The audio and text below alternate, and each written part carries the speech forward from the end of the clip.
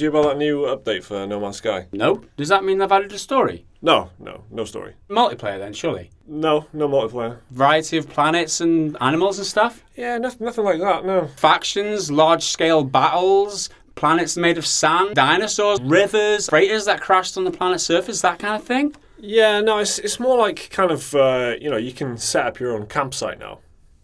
So No Man's Sky is finally had that massive content update we were all expecting, and it is pretty big. Hello Games released Foundation Update 1.1 over the weekend, and it adds a huge amount of content and features to the game. Sean Murray tweeted, "If you could have lived our lives over the last months, you'd know how meaningful this is." No. Poor Sean. The Hello Games boss acknowledged that this is the first proper update and said we didn't want to talk about anything in it until it was 100% certain, which would explain why the studio had been dead silent for so long.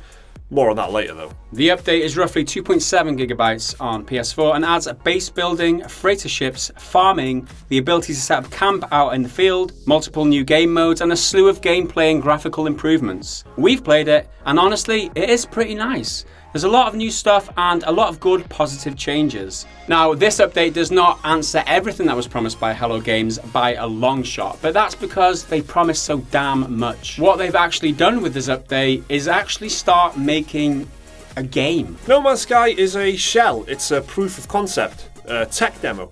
The release version gave you no motivation to keep playing beyond maybe the first 5 hours. And one of the game's key problems was that it was just a survival crafting game with nothing to craft. Now though, there's tons of stuff to craft. Stuff that is worth spending hours of gameplay working towards, like intergalactic space freighters for example. The new game modes make a big difference to the gameplay. The creative mode is all about unlocking the doors, giving you all the resources you need and not holding you back in any way. You can build and make what you want, and if you want a quick tour of the game's new additions, this is the way to go. Now, survival is the polar opposite to that. It's bloody brutal. Your shields are just paper thin and it really makes the game a challenge. And to be honest, it's actually the most fun I've ever had playing the game. It feels like a survival game, and that's because of the scarcity of all the elements. It's bloody vicious is what it is. And it's great. The freighters are awesome too. These are massive ships that fly in fleets. You can board them yourself, trade, and even buy your own. The base building is slick, and if you ask me, a little bit better than Bethesda's own effort with Fallout 4. Very smooth, very simple, and easy to do. It works on both planet surfaces and inside freighters. I think they've implemented this really well. As well as the big signature additions, Hello Games have poured lots of time into general quality of life improvements to make your actual gameplay experience that much better. It's implemented really well, it feels really smooth, and graphically, No Man's Sky is starting to look like a pretty good looking game. But for anyone still holding out hope for this game, is it actually worth picking up as a new game now, or even going back to it if you already own it? It's down to about 24 quid, about $30 here in the UK, so we'd say maybe, if you're super into sci-fi, you don't mind that there's not much of a story, and you're willing to buy a game that's essentially in early access. This is called the Foundation Update, which is a bit of a risky name. It's positive in that it's suggesting there's a lot more to come. What I think Hello Games are thinking with calling it like the Foundation Update is that the update is so like massive content-wise that everybody will see this and go, oh, this is just the foundation, you know, what's coming next, what's coming after this? What I don't get is that there is so much content in this update. To be fair to them, they've taken 3 months out and they've created a shared load of content. To call it a foundation update kind of undervalues it in a way. If you go back 3 months from when they launched it, they must have had like minus half a game. Because what they're ended up with now after 3 months is more than it looks like they had to begin with. It's gameplay mechanics, isn't it? I think they were building a world, they were building the machine, the engine to run the game. And now they're putting gameplay mechanics on top of it. Like, you know, that should have been there before it was released and sold as a game. So to put it short, Sean Murray's definitely impressed more by saying nothing over the last 3 months and releasing a really good content patch than he ever did when he was promising us the world. You have to say the policy of shutting up entirely for 3 months may not have been the best idea, but you can see where they're coming from. Sean Murray addressed it outright on Twitter when he said, "We didn't want to talk about anything until it was 100% certain, that you can't afford to give us any more unfulfilled promises." So for me the question is, do they deserve a second chance? Well, they do deserve some credit for what they've done. Firstly, for just trying so hard, putting the effort in. Secondly, for giving us so much content in such a short space of time. And thirdly, just for doing a good job with it. Speaking of credit, can you credit my bank account the £40 difference that the game's worth compared to what I paid for it? How about that for credit? Does Sean Murray deserve any credit? Let us know what you think, because I'm certain I know what I think.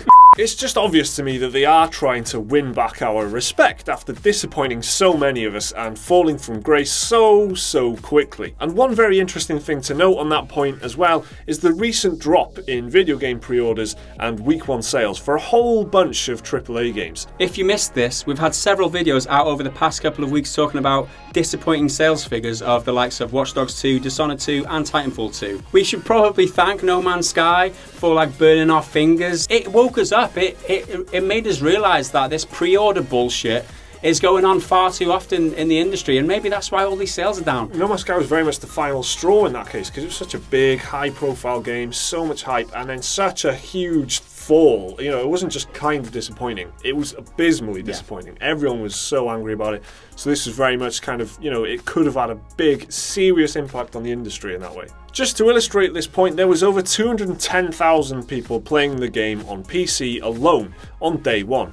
By a week later, there was under 20% of that still playing. So many people pre-ordered this thing only to find out it was a real shiter, and that will definitely have had a big impact on consumer confidence in the games industry. People got their fingers burnt, as we said, and as a result, consumers are far more conscious and careful when it comes to pre-ordering.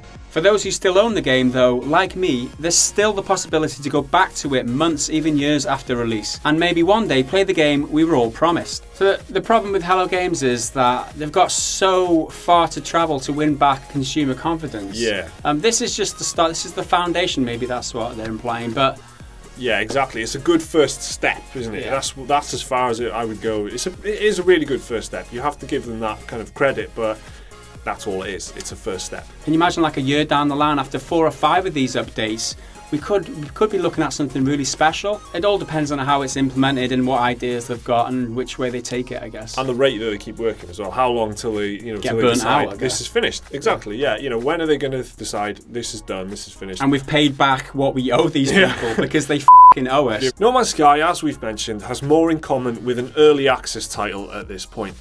It's just that it arrived, it was marketed, and was sold as a complete and even a revolutionary game, full price, on August the 9th, 2016. But it wasn't ready on August the 9th, 2016.